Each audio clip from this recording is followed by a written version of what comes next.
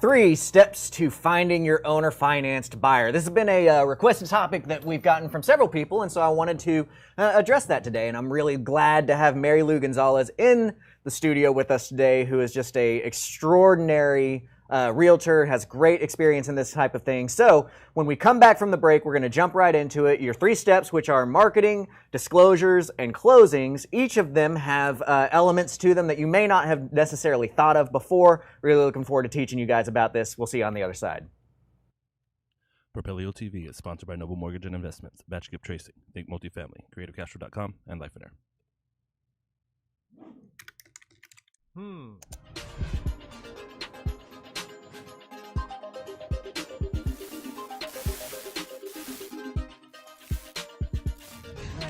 Teach me something.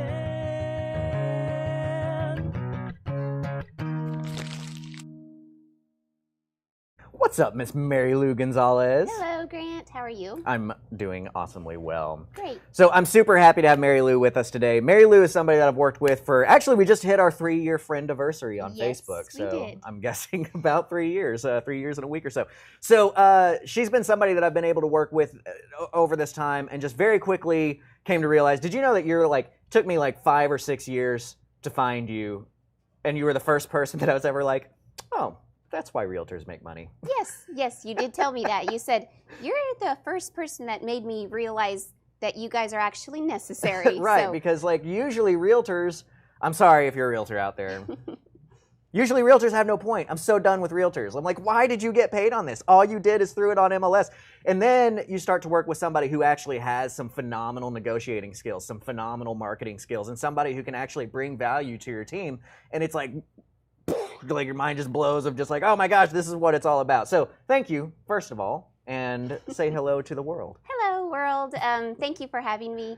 And I'm excited to talk to you guys today about the owner finance world, because that is my niche. That is what I love to do. And you taught me how to do it. And so together, I think that we've built a system, and it's been great. And I'm ready to share that with everybody else so that they know how to do it. I know, and you guys are lucky too, because, so here's the thing, is like up to this point, everybody would, like anytime I would get a request for like, let's talk about how to find owner finance buyers, and like, why don't you have videos to find owner finance buyers? Because I'm like, I just reply, I'm just like, well, just go get a realtor to do it. It's not worth your time, because it is hard. It is a lot of work. Well, and that's what I'm going to explain today. I'm going to explain what we do, the role, and it's not just any realtor. You have to get a realtor that knows what they're doing, and especially if it's owner financing. Right, particularly owner financing, because as we, if anybody did not already know this, realtors typically have no freaking idea what owner financing is and how that works. As is evidenced by, like, I saw a conversation on, gosh, where was this? I think this was on our exclusive, yeah, it was inside of our exclusive, like, I say that, like, whatever, but it is, our exclusive Creative Cash Flow Academy Students Facebook group, because, you know, if you're a student at CCF, then you get into our Facebook group. Somebody posted on there like, I was talking to a realtor about owner financing, and they were asking me how this was possibly not practicing real estate without a license. And it's like, you just get these stupid things from realtors that have no freaking idea what they're doing, because they know this box and that's all they know. So if you're actually looking to find a buyer with owner financing, you need to find a realtor who has buyers with owner financing and who has worked with owner financing in the past. And so that's what we're going to bring in front of you today. Is part of the philosophy of what we should be doing is, let's give you all the information so you know how to do it, right? First of all. And then you make the choice. And then you make the choice. If you want a full-time job marketing, or if you want to go buy more houses to make more money. Exactly. One of my philosophies that I would talk about a lot is pay everybody else for what they're good at, until you get good enough to decide if you want to fire them, right? So this kind of applies there. So let's talk about it. Let's talk about some of the things that you do to find an owner-financed buyer. And when we say owner-financed buyer, we're talking about, this could be a wrap mortgage, this could be a first lien, whatever. It just means that the seller is holding that mortgage. So what are things that you're doing to find these owner-financed buyers? Well, the first one is bandit signs. We all know how to use bandit signs. A lot of you use bandit signs to buy your houses. So bandit signs and a big fat Sharpie, and if you have a kid, put them to work. Right. My kid makes all my bandit signs. She gets paid 25 cents a sign for double-sided. And all they need to say is owner financing, dueño a dueño. If you want it the English way, it's dueño with the funny N. a dueño. Yeah. So, and your phone number, of course, but get ready to answer the phone. And 9 out of 10 of those calls are going to be in Spanish. So when you get that call, you have to be ready to talk to them, to love them, to ask them questions, because you need to gain their trust for them to buy the house from you. It's a really big purchase. And I think this is actually a really good opportunity to take that. So, like, first of all, what does dueño a dueño mean? Owner finance. Owner to owner. Owner to owner, right? That's the way that, like, in Spanish, people know of, you know, we have, like, FSBO, right, is an English thing that we would know is like, oh, for sale by owner. Dueño a dueño, they know it means owner financing, owner to owner, right? But so why is that, right? Why is it that the majority of our buyers are going to want to speak Spanish, right? So let's unpack that a little bit, because we need to understand in any marketing context, who's your avatar, right? Do you know what an avatar is? We talked to avatar, that phrase, before. Well, go ahead and explain it. I do know, but you Who's tell me. Who's your buyer? I yeah, mean, basically, right? Like yeah. when you have in marketing, and this especially comes from digital marketing, right? When you have a marketing campaign going out, you need to create an avatar, which is who's your ideal customer. Who's like the single person that you want to work with, whatever that is. And then you build all your marketing around that person, and then by accident, anybody that's kind of similar to that person will come in, and then the further and further away you get from that person, the less likely you are to convert them, right? So when we do an owner-financed sale, let's talk culturally. Why is it that 95% of my owner-financed sales have been to people who Spanish is their first language? Well, a lot of these people are foreign nationals, or they just, in our culture, we like to put money in our mattress. I have money hidden in my house. Even though I was born here. How much is that? I was born here and grew up here. There's money stashed, because that's just our culture. We want to know that we're safe, and we don't really trust banks. And so if I stash money in my mattress and I go to the bank and ask for a loan, first of all, they're going to ask me for a social security number, and I may not have that. I might just have an ITIN number where I pay taxes. What does ITIN stand for? I don't know. All I know is how to sell All I them. know is ITIN. You say, do you have an ITIN? It's the tax number. It's individual taxpayer ID number, or identification number. So what it means is that if somebody has an ITIN, they're paying their taxes. They're paying into the system. They just don't yet have their Social Security, which, by the way, is the ultimate taxation without representation, but that's a conversation for another day. Yes, and so most of them are tax ID buyers, and they can't get a traditional loan with the bank with the low interest rate, low down payment, so they know that they have to save money. They have money saved. They may not have it in the bank. They may have it in the bank, but these are our buyers. They can't qualify with a traditional loan, and even if they could, they probably would have to wait months and months or years to get that paperwork rolling. So we can get them into a house with their ITIN and into an owner financing house by, putting 10% down or whatever the requirements are of that seller, and giving them a house that they can start building their own equity in. Right.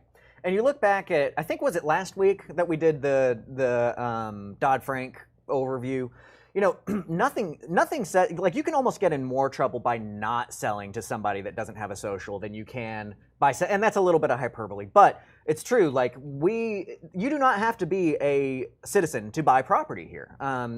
That's one of the great things about America, right? And you can have a qualified mortgage with somebody who does not have a social. Now, you don't have to have somebody that has an I-10 even. But I do recommend, so like that's just an internal policy of ours, that if we're going to sell a property to somebody, I need them to be paying into the system. I want to make sure that, yes, okay, maybe you are an immigrant, but if you're going to be living here, I want you paying to live, paying into the system so that we can verify some of this income and that it is working right. That's kind of one of my internal requirements, but it's not a Dodd-Frank requirement. Let's talk just culturally for a second, because also this is going to lead into the marketing side of things too. As to why this may be our avatar, right? The Hispanic culture is very much like the more Hispanic culture versus the Americanized culture is very much not credit driven. The Americanized culture is, hey, I just made $45. I wonder what kind of credit card I can get with this, right? I need to show people my sweet Louis Vuitton watch, or what, I don't even know if Louis Vuitton makes watches, but we're very credit driven. And so we get underwater with credit, and that makes our foreclosure rate much larger in that Americanized culture. Whereas the Hispanic culture is very, it's like the epitome of Dave Ramsey, right? It's cash first. The only thing that they might have a loan on is going to be that house because they paid cash for their car, they paid cash for it's not that they have bad credit, it's that they have no credit a lot of times. A lot of the borrowers that we have just don't have credit. Right. Because they've paid cash for everything. And so the funny thing is you look at how a bank views a borrower and they see somebody without a social, strike one, you're not even going to get through past that point. Strike two is the Hispanic culture is very, and before we get any social justice warriors out there, I'm half Mexican, Mary Lou Gonzalez, okay? I can say Hispanic culture and I can talk about this. My grandmother's maiden name is Torres. So we've got no social, which is strike one. In the Hispanic culture, it is cash first, so you've got no credit, which is strike two. Proof and of funds. It's very much a oh gosh, I lost entrepreneurial culture, right? It's a lot of folks that own their own business, whether that's landscaping or construction or maid services. Those are the top three of my buyers, like industries, right? Mm-hmm. But it's entrepreneurship, and those of you watching this video are probably entrepreneurs, and you know how difficult it is as a business owner to get a loan from a mortgage company. Right. Right. And so that's why most of our buyers are Hispanic. And they also pull together as a community. They do things, or we do things called tandas, where we all put in money and, you know, you get a big, large sum of money. If I need a down payment, we all put money together and take turns giving each other money for our down payments for our house. So they are great because not every buyer has $15,000 or $20,000 laying around, but in our culture, in our community, we will pull together to get that down payment. So that's why they're our avatar. Right.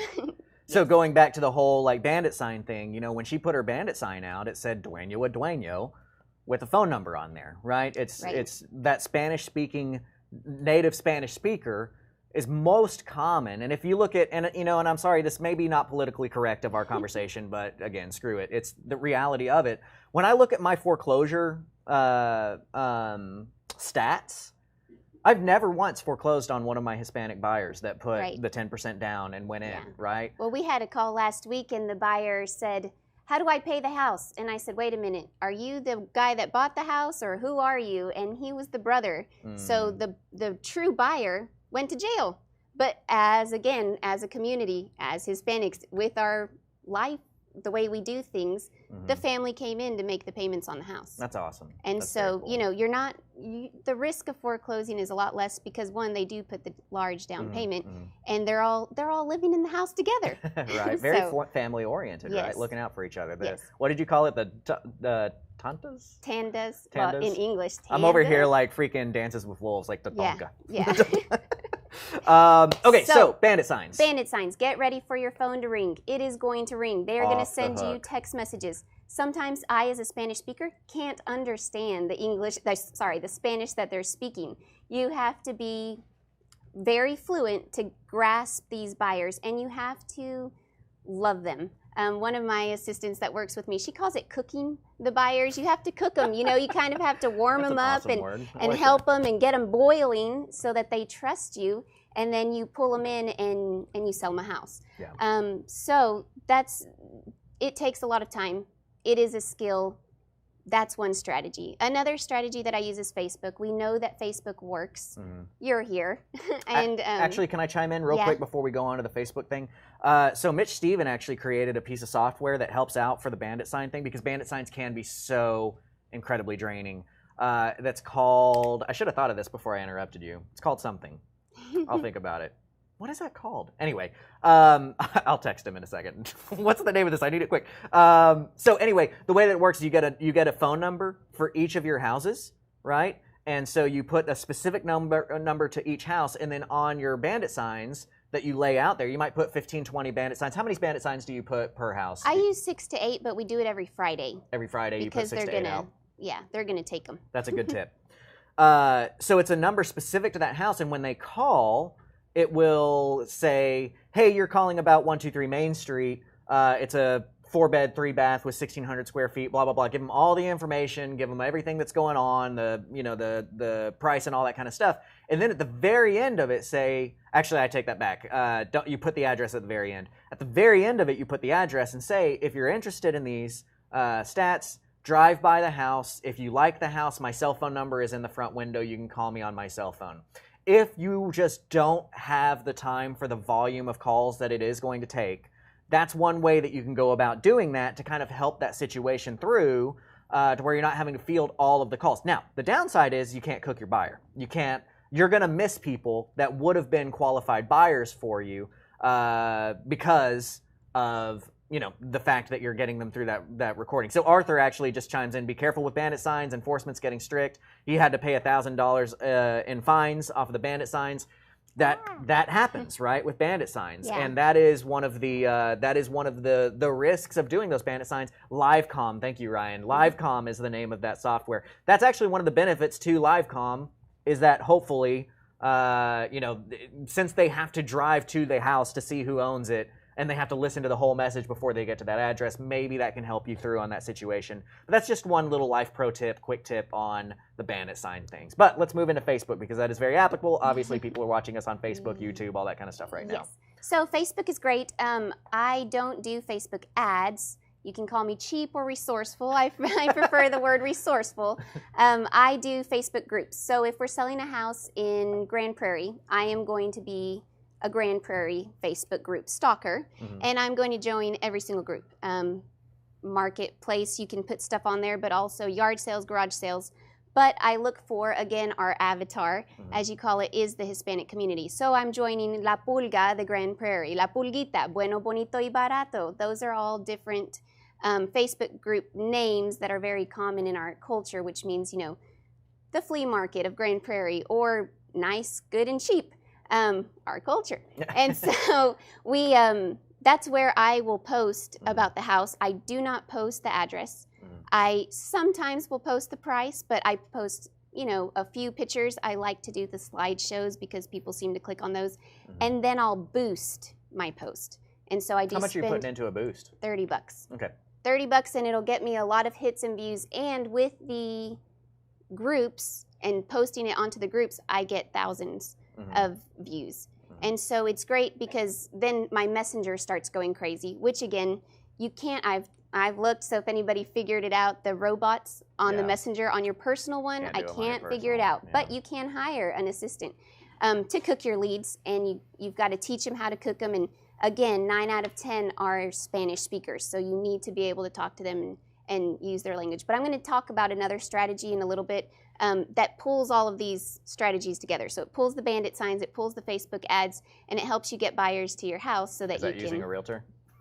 Yes. Kind of.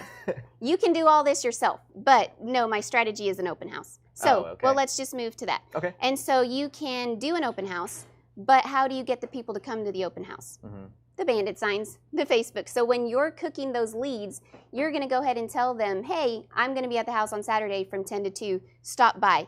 If you don't like my house, come in. I have other houses. So make sure that you get them in because they might drive by that house and look at the phone number on the window and they don't like the neighborhood because it's, I don't know, different. And so get them to come in because you have other houses, and hopefully you do have other houses. But if you don't, get a realtor. And we have other houses. And so you get them in, you have the open house. I sold one of your houses off of bandit signs in an open house, and we actually almost had a cat fight. Do you remember? I do The remember women that. started yelling at each other because one was like, I was here first, I called first. Didn't one try to bid like 20 grand over? Like We she was so sold it pissed. for 20 grand over what we were asking. We were asking 120. Yeah. And they started a bidding war. I stopped the fight. And we sold that house for $140 that weekend. Yeah, because I think I remember that because they got into this bidding fight, and like I remember you were like, I had to stop them and say like, stop bidding each other. Let's talk tomorrow. You know what I mean? Because it's like they were just getting pissy and going and like we want when you're getting these buyers, we've got to have qualified people. We don't want people that are just making a decision because they got pissed, right? Like so you very wisely put a stop to it at a price that was like reasonable, still reasonable and overbid. And we're just like, look, think about it. If you're serious about it, then you get the house, and then that's who bought the house, right? Right. And so, I mean, that was great. That one was from a bandit sign. And so I sent everybody, it was 45 minutes away from my house. I was not going to show every single buyer every time they called. But the best way to get buyers is to get in front of them. So by setting up the open house from your bandit signs or your Facebook ads, you create a sense of urgency because everybody's showing up at the same time. Right. And so you start the bidding wars, hopefully. I sold one off Facebook, and the lady walked in with a $16,000 check and said, how do I buy the house? I have the down payment. That was one of my Facebook ads, and I didn't even boost that one. That was just from a group. And so it does work. It takes time, and it is a skill. You've got to learn how to roll them, grab them, grasp them. I spent many hours writing different responses and testing them to see how the people would respond in Messenger and how they respond over the phone. So it is a skill, so be ready, and again, speak Spanish. Yeah, this is one of those areas that I think that it's time to bring up the negotiations aspect of it, right? Because people don't really, I think, fully understand a lot of times, just in real estate in general, you can have all the like data in the world, but if you don't know how to negotiate that deal, it does you no good. You know, the way that I talk about like with my negotiations strategies, which CreativeCashFlow.com, we've got a negotiations module on. One of the things that I talk about in there is that would you rather have 100 phone calls and 2 closings or 10 phone calls and 8 closings? The difference is your negotiations, right? So you've got to be working with somebody that knows how to negotiate or learn those skills for yourself and really sharpen that tool because it does matter. It does not matter how many eyes you get to that house if you don't know how to close the deal. We think about negotiating when we think about our seller, but we don't think about negotiating when we think about our private money. We don't think about negotiating when we think about our buyer, but it's all negotiating. We've all got to make sure that we're giving them something that they need and getting something in return, right, for that we need. And there's a skill to that. Negotiation, I love this. I think Chris Voss said this, but I learned it from Brandon Bassett over here in Dallas. Who, I mean, he closed 270 properties in Dallas last year. The dude's a beast. The phrase for negotiating is the art of letting somebody else have your way. And I love that. That's right? Beautiful. So that's one of the things that Mary Lou does so well. Mary Lou is one of the top 3 negotiators I've ever met in my life. I'm very conceited, so I consider myself up there. Daniel Moore is up there. Ronnie Walker, an old partner of mine, is up there, and Mary Lou. These are the only people that I have seen to this level of negotiating with that native genius. So listen to these little tips that she's giving you because you may not fully appreciate because she's just kind of throwing something out there, but understand that that's her native genius. And the fact that she can just throw these things out there of just like, well, yeah, you say this and you got to do this and you got to test that and you got to do these things is based on years and years of perfecting this skill of getting people through the door and getting people to sign on the dotted line, right? And so that is so important for that, which I guess really kind of leads into, as I unintentionally say, why to use a realtor? Why to use a good realtor? Why to use somebody that already has these skills, right? Right. Well, and not just any realtor. I've had experience where I list things on MLS and realtors call me and say, what is owner financing? Why can't they do an FHA? Why are they doing this? And so I explain it to them. Or I've had other realtors call and they say, I have a buyer that's interested. They don't qualify. They make cash, but they want to buy this house. And so that's when the negotiating skills come in. You have to teach even the realtors how to sell it to their buyers. Get on a conference call with their buyers, but you've got to get the realtor to trust your realtor so that she can convey it to their buyer and make them feel comfortable about the process, because this is not a normal strategy for most realtors. Most realtors were cash, conventional, or FHA. And so when you throw in owner finance, I have to help most of the realtors fill out the contract. Yeah. So make sure that if you do go with a realtor, your realtor understands it and knows how to explain it. Absolutely, because realtors will kill the deal. It's very similar to like how we know if we're going to go on a buy appointment and there's a husband and wife, don't go on the appointment with just the husband or just the wife, because they will kill your deal when they're trying to explain it to the spouse. You've got to have both of them there so that you can explain things the way that we have skillfully come up with to explain these things. Similar to that, if this realtor doesn't know how this stuff works, they're going to kill that deal when they talk to their buyer. So that's a really big insider tip of making sure that you're kind of working through them so that they are saying the things they need to say and going through that. So one question before, just real quick, Brian Johns asked, do we use the live comm and bandit sign on our bandit sign strategies? And I personally, so I have used it. So in the times where I've had 8, 9, 10 properties available for sale at one time, and I was trying to run our own marketing, yeah, we used live comm. But you do lose on buyers when you're doing that because you don't have the ability to sense them and negotiate with them. So much of a negotiation is customization, right? That's why, one of the reasons why I speak out against one of the old school things of well, I give them 3 offers and I let them choose the one that they want. Wrong. I don't like doing that because that's not customized. Now they feel like you're a hammer looking for a nail. What I do is I make one offer, I let them tell me no to that offer, and if they say no, I say why, and when they tell me why, then I shape my second offer that I would have given already. I shape it, but I say, see, this solves your no because you told me you wanted this, and this is how this one solves that. Now that's a customized offer that they want to accept, right? So our conversion rate goes through the roof. When you've got somebody like Mary Lou or one of her assistants on the phone listening to somebody asking the questions, they may not be in on that house, but you may have another house for them. Right. Or you may be able to sense something about how they're asking the questions to know how you can convert them when they might have just hung up the phone otherwise, right? Right.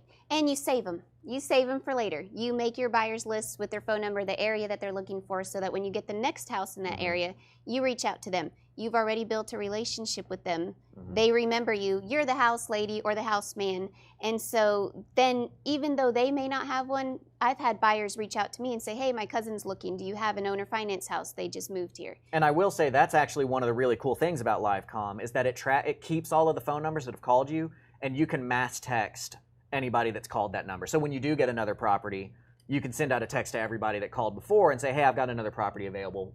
Right, so it's kind of a cool part. But you mentioned something a second ago about the contracting and how it can get lost in the contract and that kind of stuff. And that's what we're going to talk about when we come back from break here. So you've just flowed with the golden nuggets for us this morning. As I have a seizure, I'm like, you just flowed these golden nuggets for us this morning. I hope you guys are really appreciating all of this great insider information that you're getting from Mary Lou. We're going to take a break. When we come back, we're going to talk more specifically about the disclosures and contracting process and how we can make sure that people are staying on board through that process. And then we're going to get into the closing side and how important all of that is. So stick around with us and we'll see you on the other side. Propelio.com. What does Propelio offer? Lead generating websites, access to true MLS comps, off-market lead lists, and deal alerts. Get them all today at Propelio.com. You want to buy more houses. Here's Dar and his wife after only 2 weeks of being my mentor student.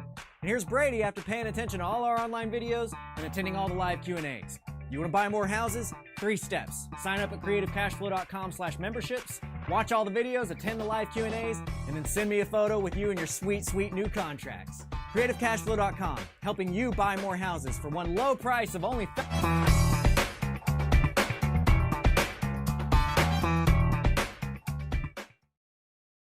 And welcome back. So I was watching because we see the stream of the commercial and stuff, and I forgot. Actually, in my commercial, you'll see one of my personal mentor students filling out on their first house their for sale sign as a bandit sign, and they're in my trunk writing the sign out, and it says Dueño a Dueño and a phone number. So there you go. There's some social proof. This is really what we do. This is really how we sell those houses. So keep an eye on that.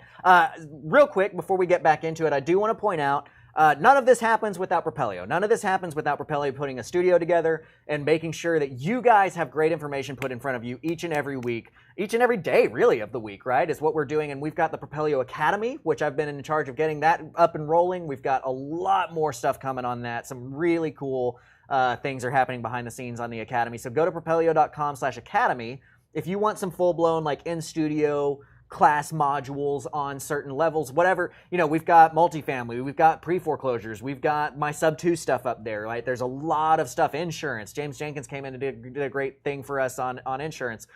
We've got all kinds of really cool stuff. Bryce McKinley's NLP is awesome. We're talking about the negotiations. So check that stuff out. Lastly, CreativeCashFlow.com. I've played this game for months of, hey, our price is going up, but I actually yesterday got our skeleton new site with the new copy on it, with the new prices and everything. So this week we will be raising our prices. Right now it is $650 for a lifetime membership to the Monday night Q&As, to all of the current and future video content that will be exclusive to CreativeCashFlow.com, as well as all of the video content that you'll see on stuff like Propelio Academy and anywhere elsewhere that I might be with public content. It's huge to be able to talk every Monday night, get all your questions answered. Again, right now it's $650 for a lifetime. If you use the hashtag GTMS from our commercial, you get 20% off of that.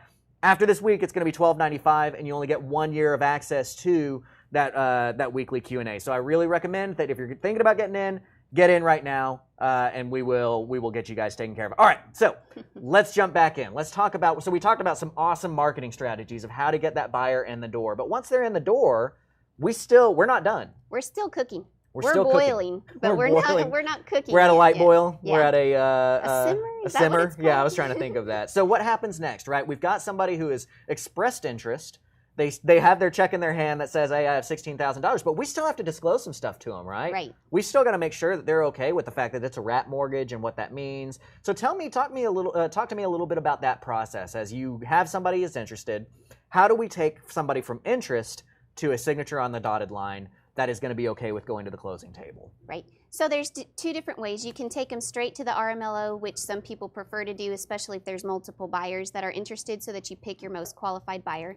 Or you can go straight to let's make an offer. And so when you're going to explain it to them, one, our culture is big on meeting in person. And so you really have to get in front of them, be with them. If they have a realtor, meet with them and their realtor. How often do they have a realtor when you're dealing with these? I would say at least like 50% of the time, because I do use MLS. Because, yeah, we forgot to mention that too. Yeah, so I think I mentioned it briefly, but MLS is a tool. It gets to Zillow, it gets to everywhere, it gets other realtors. And if you don't use MLS and you're selling somebody's houses, it's kind of being selfish. You're like, oh, I'm going to find the buyer, so I get both sides of the deal. Well, if you use MLS, you're doing a service to your seller, which is what our job is to do, is to find you guys more buyers so that we can sell more, even though we may not make the commission from the buyers. But so about 50% of the time, it's my buyer lead or it's another realtor's lead, which is like my buyer lead because I held their you have hand, to hold their hand and the they whole get time. paid, but it's okay because it's what's better for my seller in the end. That attitude. And that's exactly, by the way, just to brag on her a little bit more, that's the attitude you need your realtor to have, is understanding that, they're going to have to work their butt off and maybe go above and beyond, probably go above and beyond, because we're real estate investors and we expect to get things done and for less money. Yeah, right. So make sure that you're working with somebody that has that attitude as well as you're interviewing your realtor. Right. And so once you get these buyers, it's better to meet them in person because it is a lot of paperwork and it is hard for them to understand. And you don't want to get to the closing table and disclose it to them 3 days before. I think they have to do it by now. That blows up. Because that'll blow up. It scares them. It looks like you're hiding something. So just explain to them. And you also have to figure out a way how to explain it to the realtors. Because if they have a realtor, the realtor may not understand a wrap, or they may have heard very horrible things about wraps. Of course. So you have to, coach them, guide them, explain it, and just explain, Bank of America has investors. Yep. And that's kind of how I do. I go back to what realtors know or what buyers know, which is the retail way of doing things, and I make it comparable and easy for them to understand. Yeah, and actually I had forgotten that, and I wonder if I trained you that or if you came up with that on your own. I came up with it on my own. But I used to whenever I was selling personally, like before I started outsourcing because I got smart. That was one of the big things that I would explain to people. Is like, look, Bank of America is borrowing their money from Fannie Mae or Freddie Mac or whoever, and they're paying 1.whatever%, and then they're charging us 4%. That's how they are able to do this. We're doing the same thing, except our lending comes from Bank of America. That's why we're able to offer this owner finance deal. The way that I will typically introduce the wrap to them is I won't say like, hey, you're going to be in second lien position, and that means that if the first lien forecloses, you're going to lose your house. What I'm going to say is there is another mortgage on this property. That's why we're able to offer your owner financing, is because I have financing to Bank of America or Wells Fargo, and that's how you're able to get owner financing offered to you. That's how this works. But something to be aware of in that case is that our financing over here does have the right to ask for the remainder of their loan to be paid once I sell the property. That's just part of the business. It's called a due on sale clause, and it's in every mortgage. And think about all the owner financing that you've seen out there. Every one of those owner financing, pretty much, and I'll just tell them like in this way, like pretty much, not literally all of them, but enough of them have it in there for me to be confident in saying all of them have it in there. And that's how it's available to happen. So when we sell this house, yes, Bank of America does have the right to ask for the remainder of their loan to be due. If that happens, it'll be all hands on deck. We will all work together and we will do everything that we possibly can to solve that situation. However, you should be aware that myself and my partners, we've seen over 10,000 of these deals go through, and I've only ever had the due on sale clause happen on fewer than 10. Really, I can only think of 4 or 5.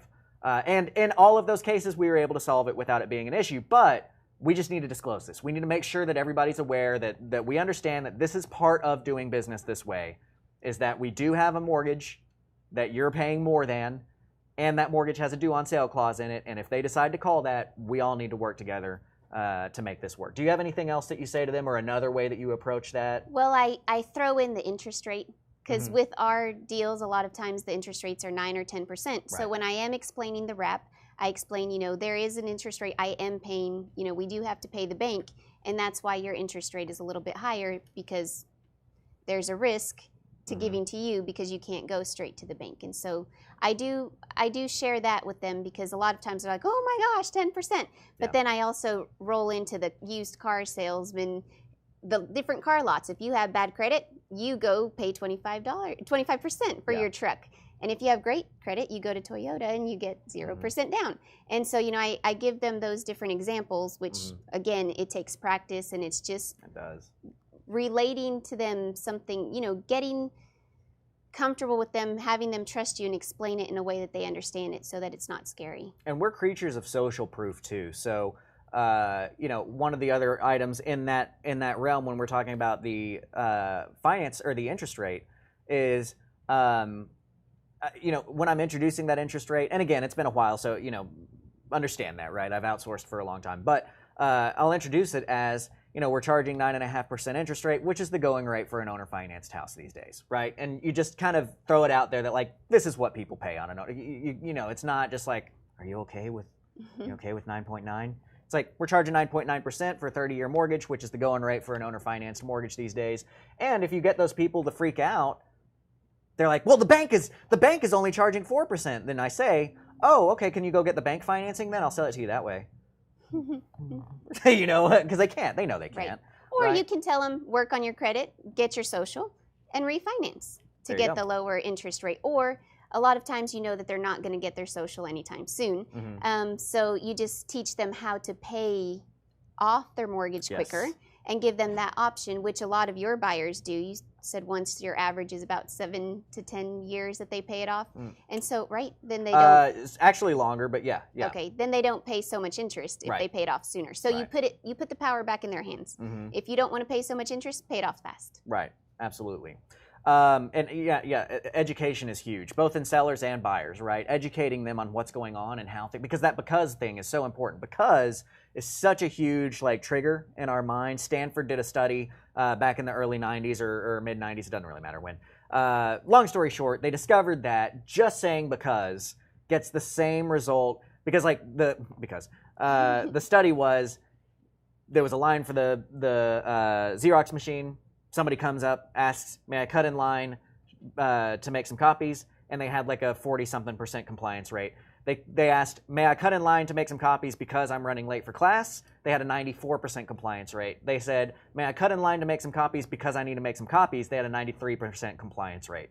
That because is all it takes for people to trust and understand. They need to know why you're doing something. It's one of the big reasons why when you hear me talk negotiating on the acquisition side, I always talk about we need to be very clear about the fact that our main motive is to make money. We tell them, hey, I'm in here because it makes me money. This is what puts food on my family's table. But I really like that I'm able to help you out of the situation. People knowing your why and your because automatically builds this rapport because we're creatures. We're just built by, we've got certain things that get responses to certain words always, right? We're just ants. We follow sense, and that's how it works. That's how good negotiating is. Just a quick shout out to Sonia. Thank you so much for chiming in as one of my Creative Cash Flow students, I saw Brian asking if she was a member, and she said yes, and 1,000% recommend. I super appreciate that, Sonia. You're the best. I really like working with you guys and all my other students. I've got Sally watching as a student. Arthur Martinez actually is watching right now, who was a student of mine back in 2012 or 2013, and since has made this his full-time job with another student of mine, John Martinez. They ended up becoming partners over time. So we got a bunch of students watching. Again, if you're interested, please go out, check out CreativeCashFlow.com. I'd love for you to join now. Actually, I'd love for you to join next week when it's more money, but you would love to join before it's more money. So yeah, this talk about the negotiations and getting them to sit in the table. And before we go into the next step about the closing process and going through the RMLO and that kind of stuff, do you have any other kind of tips of how you can talk to that realtor who's going to talk to their buyer? And, what are some tips about getting information through to them, if you have any more other than what we've talked about?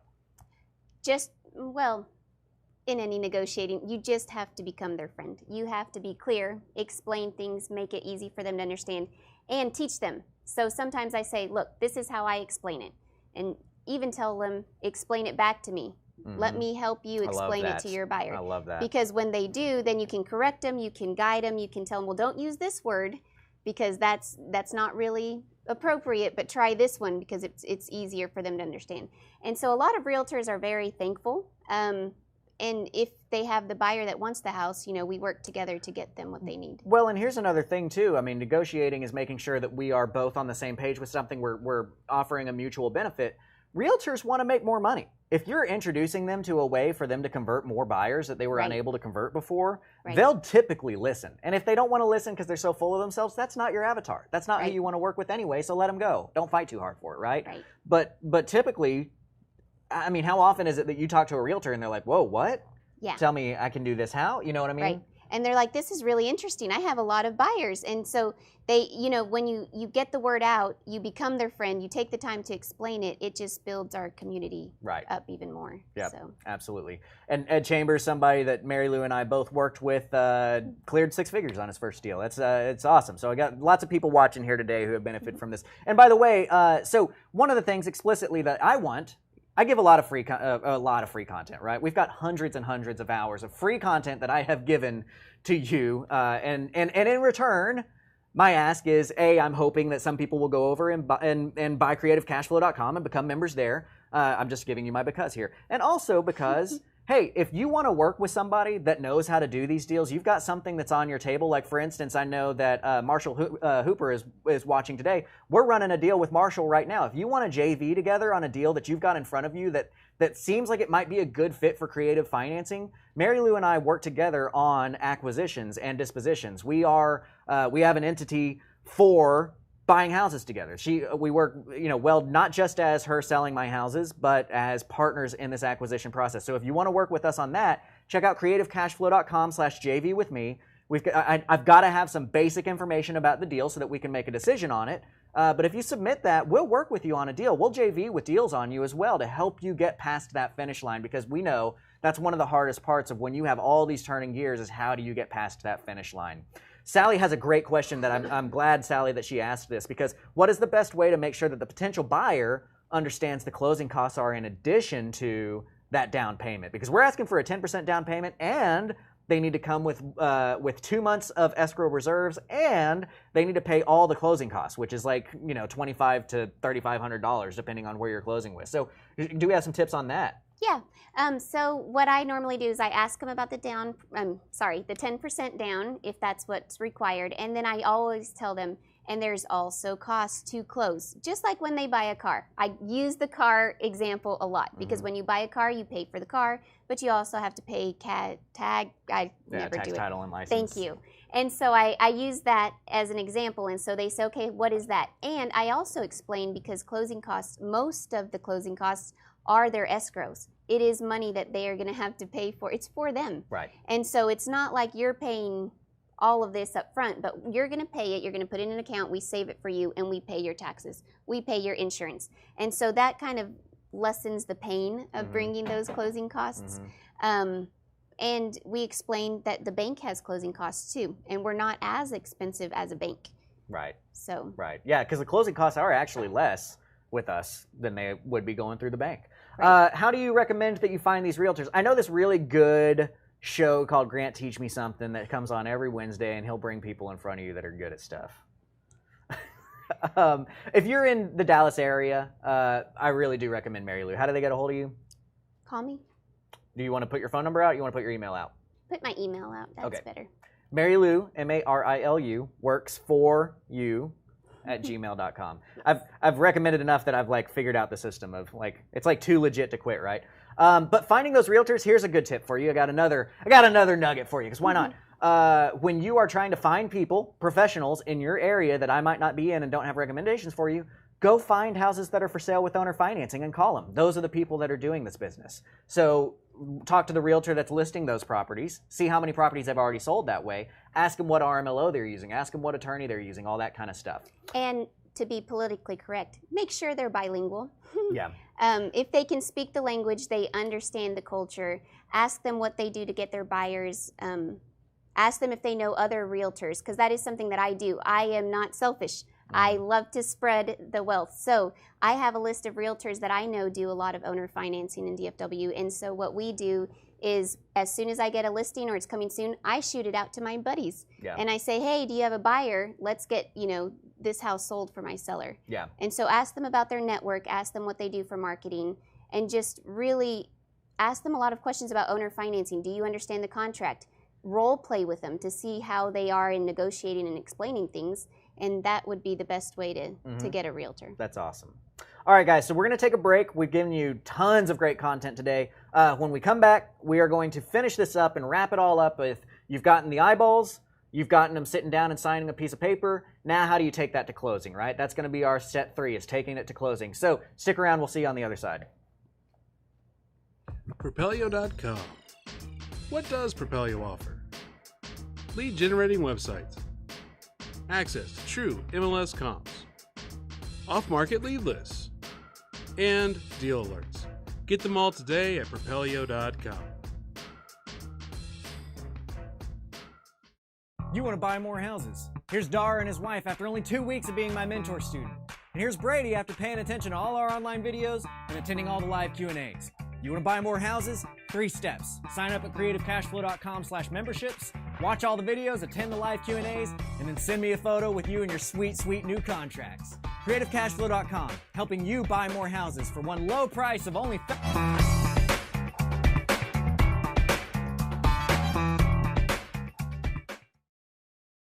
All righty then. All right, so let's wrap this all up. Let's bring it home. Let's make money.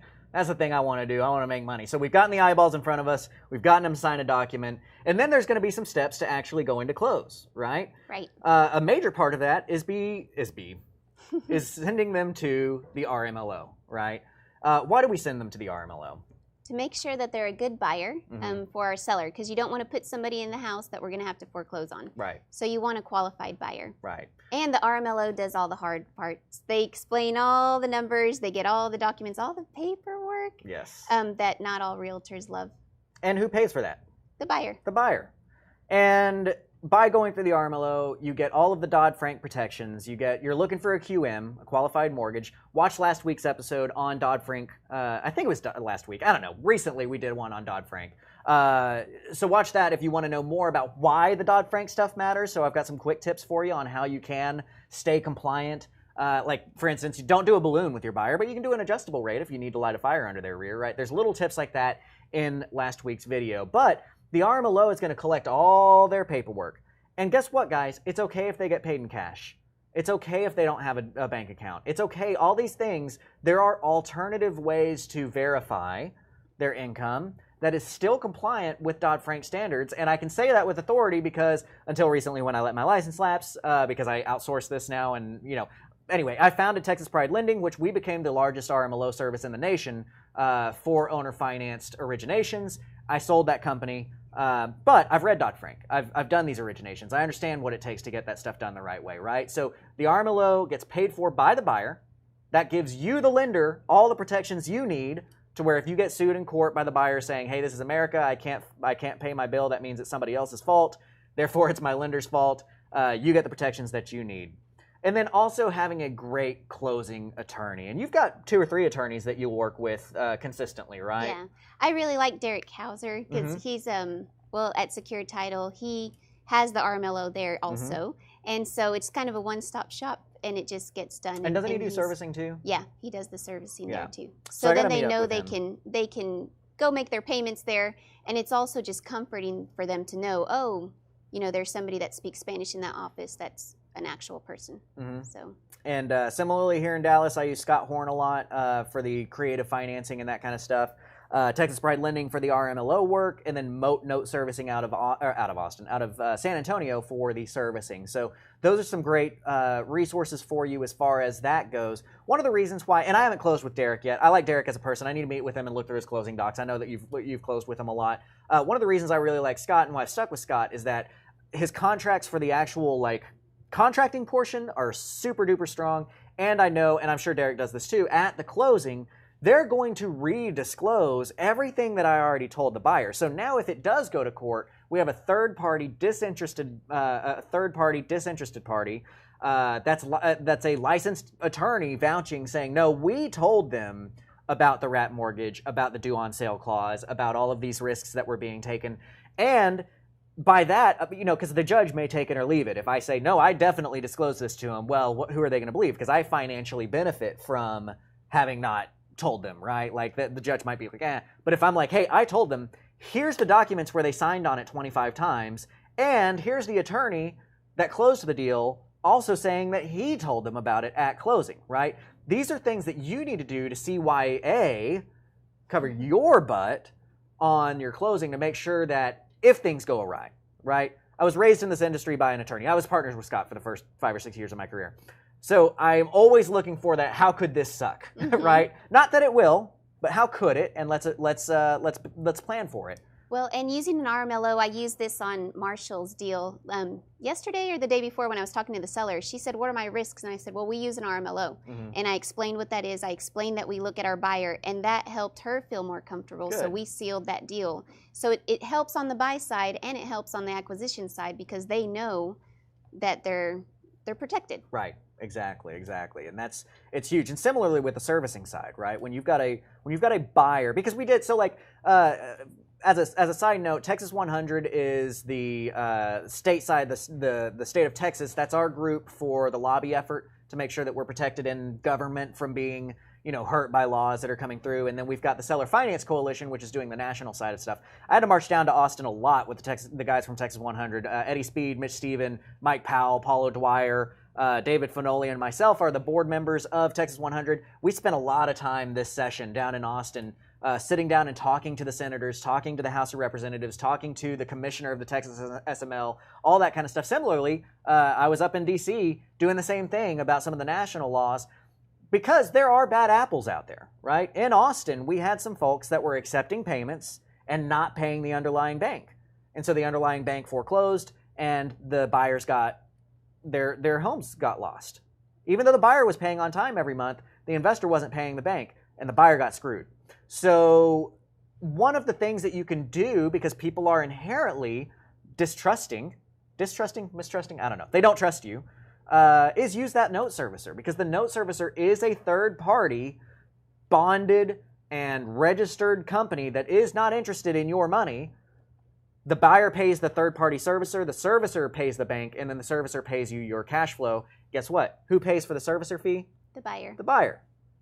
And that really helps the buyer stay comforted in this wraparound scenario, too, of, look, you're not just paying this guy who's going to run with your money. You're paying a servicer who's going to make sure that, like when you're talking about the due on sale clause, that's one way to discuss the protections that they have. And the seller. And the seller, right. So that's actually what reminded me. And then I didn't even talk about it. Another way, we're not talking about acquisitions, but another way to get your sellers to feel comfortable is by telling them when we do find that buyer, we qualify them with an RMLO and they pay a servicing fee to make sure that the payment keeps getting paid. Right, exactly. So those are some really good tips on protection of get the eyeballs in, get them signed, and get them comfortable, right? You've got to provide proper professionals around this situation because, here's one of the big things is I recommend, don't try to do this stuff internally, any of it, until you've done 40, 50 properties. And then even there, like I've done way more than that, and I'm using a third-party loan servicer, and I'm using a third-party realtor who has become a first party because now we work together on actually acquiring properties. But you know, it is wise to do that. But once you've done 40 or 50 properties is when you have enough experience that you're not going to accidentally screw somebody. That's one of the big dangers to this, is that you can accidentally screw somebody. If you've done 1 or 2 deals and you don't know about certain disclosure needs, and you don't know that you can't do a balloon, or you can't do this, or you can't do that. There's a lot of turning gears to this business. That's why we make so much more money than everybody else does, is because we're dealing with more turning gears. Hands down, wholesaling is easier. You want to get in this business? You don't want to learn a bunch of stuff? Go wholesale a property. Go do your fix and flip. Lose your money. The owner-financed world has a million more turning gears, which is good and bad. It's good because it means we're going to make more money, but it's bad because you got a million more ways that you can trip over something, right? So work with other people. That's how I got into the business, is I worked with Scott, and I closed my first 100 or so properties as a partnership with him, right? And again, I'll give my own self a shout out. If you want help with that, like Marshall came to us to JV on that deal, CreativeCashFlow.com/JV with me, you will work with me and Mary Lou directly on closing that deal with you. Right now, we're only in DFW, but within this next 6 months, we will be fully national. I just want to make sure that everything's going right here in DFW with these partnerships before we start pushing national on that. But keep those things in mind. You need to have other professionals. Your attorney, your RMLO, and your realtor all matter massively as to how protected your buyer, how comfortable your buyer is going to feel, and how protected and how comfortable you are going to feel. Great. All right, so I'm going to read this question, which I have tried to read several times, and I don't really understand it, but I'm trying to split. So I'm going to read it out loud. Is there taxes on a wrap after the first lien is paid? Is there taxes on a second lien from owner finance? And if you mean income taxes, there's always income taxes. I don't really understand the question, though. If you mean property taxes, let me just answer this. If you mean property taxes, there's always property taxes. If you mean insurance or income taxes, there's always income taxes. So yes, on a wrap, once the first lien is paid and the second lien is paid to the investor from the buyer, is there taxes out of the monthly payments? Since there's no debt, is there taxes? Man, I'm sorry, man. I don't know. I don't get what's happening here. Okay, I do. You do? Okay. Thank you. So I think that what you're asking is, you have a wrap, you pay it off, but the buyer still owes you. And so is there still taxes being escrowed? Yeah, if you're talking about property tax. So I would, as a seller, I would still escrow it until that lien is paid. Yeah, so if we're talking escrow, Dodd-Frank's does say that and by the way, that was just a slip of my tongue. I know it's not called Dodd-Frank's. It is also not called Frank Dodd. It is Dodd-Frank. I'm that guy. I'm that guy that like hates when people say Frank Dodd. I'm also that guy that hates when people say realtor. It's not realtor, it's realtor. So escrow, you have to escrow. If you're charging the interest rates that you should be charging, you're in something called a higher priced mortgage, which again, watch last week so that you can learn a little bit about that. Higher priced mortgages higher priced mortgages do require an escrow account. So Sunny Guy 3945, the answer of is there taxes, we could have just stopped there. Yes, there is always taxes. Always. And your taxes should be escrowed with your buyer, whether or not it's income or not. Okay. I think that we've pretty much got our questions handled up here. I did see a question of, will we work nationally? We will work nationally, so we just haven't rolled out nationally yet. I made a decision back in 2012 that I wasn't going to go national. I was going to just be in our backyard. And it was just like this last few months that I'm like, wait, why am I not doing national again? And it's one of those things that like once you make a decision, you just kind of stick with it and you don't really think about why. The market is different now than it was before. So yes, we will go national for the right deal. So if you are national and you have a deal that you want to JV with, go ahead and go to CreativeCashFlow.com/JV with me. Enter it in. We'll take a look at it and we'll decide. There's a good chance that we will JV with you on, but if it's not something that we want to work with, I'll at least tell you why we feel like it's too risky or why this or that, and that'll still give you information as to something being helpful for moving forward with that. So guys, I love that you guys are watching. We've got some great communication here. Is there anything that you want to close up with? Any kind of sage advice from Mary Lou? Well, Right after you give like an hour full of sage advice. Owner financing is the way to go. I mean, it's money that keeps going. He said something as a joke, like you can flip and fix a house and sell it. That's a job. But owner financing is investing, and you keep getting your money to keep coming. And I really love that you outsource things that it takes time. It's not that you couldn't do it because you're great at everything that you want to do, but it takes too much time. So where do you want to spend your time? Exactly. Buying more houses, making more money, letting other people work for you, or do you want to go market and learn Spanish and talk to these buyers? So just figure out what your strategy is, what you want to do, and make money. Yeah, I like that part. All right, guys, thank you so much for being here. We really appreciate it. If you've got any more questions, go ahead and drop them in the comments. Tag me, tag Mary Lou. She's on Facebook. I don't think you have like a YouTube account that they can tag, but Ryan looks for those things and lets us know when there's questions. If you're listening on the podcast, in the description, there's going to be a link to the YouTube page so that you can go in there and comment on that. We do love working with you there. Thank you guys so much for being here. Mary Lou, thank you so much for coming out here. Thank you for having me. You shared so much great stuff with us. This was a really good episode. All right, don't forget, tune in next week. Every Wednesday at 11, we will be here teaching you some more Grant Teach Me Somethings, and we will see you later. Propelio TV is sponsored by Noble Mortgage and Investments, Batch Skip Tracing, Think Multifamily, CreativeCashFlow.com, and LifeNR.